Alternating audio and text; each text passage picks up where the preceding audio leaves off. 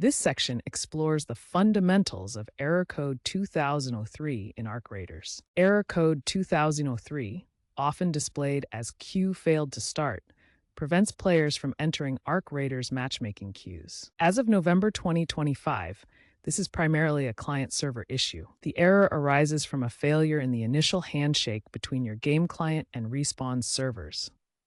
Common causes include server overload, corrupted game files, or network instability. When the game's matchmaking API fails to initialize a session within roughly 30 seconds or encounters an invalid session token, this error is triggered.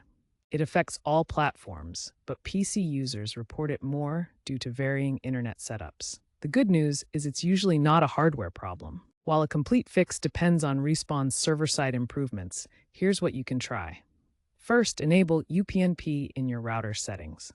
This helps with network communication. Verify the integrity of your game files through Steam or Origin to fix any corrupt data. Use a wired Ethernet connection instead of Wi-Fi for a more stable network. Restarting your game and PC can sometimes resolve temporary glitches. Keep an eye on Respawn's official status page for updates on server issues.